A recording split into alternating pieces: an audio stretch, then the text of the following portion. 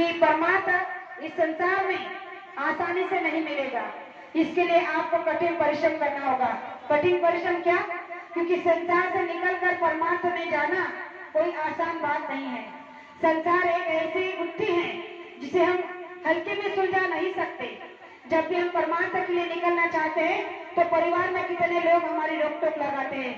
क्या तुम अब रोज रैली में जाओगे? क्या तुम अब रोज सत्संग में जाओगे? अब रोज सत्संग में जाओगे, रोज रैली में घूमोगे, तो क्या इससे हमारा संसार चलेगा? अगर ऐसा करोगे तो परिवार कैसे चलेगा, संसार कैसे चलेगा? यानी कि संसार के ताने दे देकर हमारे कदमों में, हमारे पैरों में संसार की बेड़ियां डालना चालू कर देते हैं और फिर धीरे धीरे हम उन बेड़ियों में जकड़ते जाते हैं। तो गुरु महाराज ने कहा कि आपको लक्ष्य केवल अपने आप और गुरु को बनाना है। संसार तो आपको निमित्त मात्र मिला है, इसको आप करोगे तब भी होगा, नहीं करोगे तब भी होगा, लेकिन परमात्मा आपके हाथ में है। अगर आप करोगे तो आपको मिलेगा, नहीं करेगा तो आपको नहीं मिलेगा। लोग सहज में कह देते हैं कि परमात्मा क्या, समय जब रहेगा तो कर लेंगे। अरे समय जब आपके हाथ में है नहीं तो आप करोगे कब? एक बार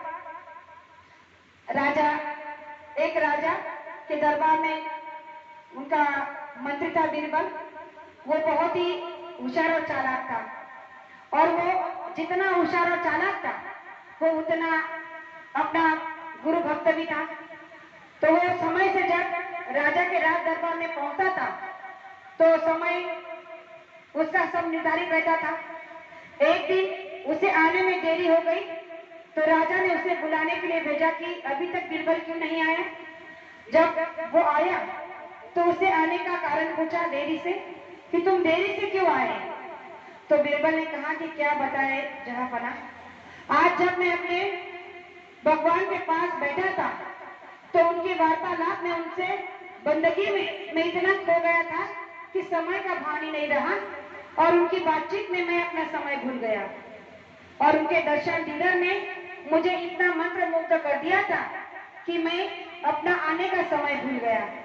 अब राजा सोचने लगा और उसे पूछा कि क्या तुमने भगवान का दर्शन किया? उसे क्या कहा कि हाँ।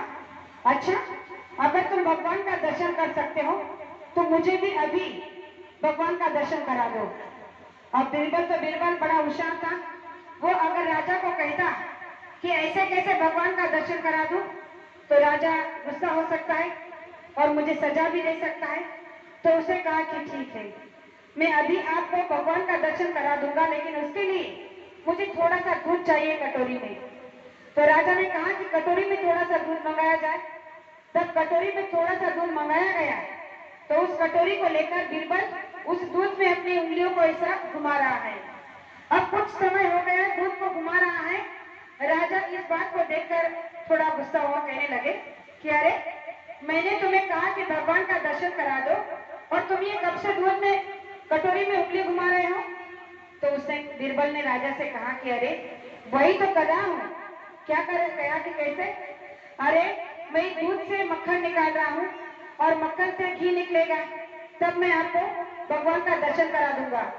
तो राजा ने कहा कि अरे दूध से बना कभी मक्खन निकला है? उसके लिए तो पहले दही जमाना पड़ता है, फिर मक्खन बनता है, फिर जाकर उससे घी निकलता है। ऐसे दूध में उंगली घुमाने से थोड़ी ना घी निकलेगा, मक्खन निकलेगा। उसके लिए मटकी और रस्सी बांधनी पड़ती है। तो बीरबल ने हाथ जोड़कर राजा से कहा कि वही तो मैं तुम्हें समझाने की कोशिश कर रहा था कि जैसे दूध में उंगली घुमाने से भगवान का दर्शन नहीं होता, संत महात्मा का दर्शन नहीं होता, उनका साक्षात्कार नहीं होता, वैसे ही कहने मात्र से दर्शन भगवान का नहीं हो सकता।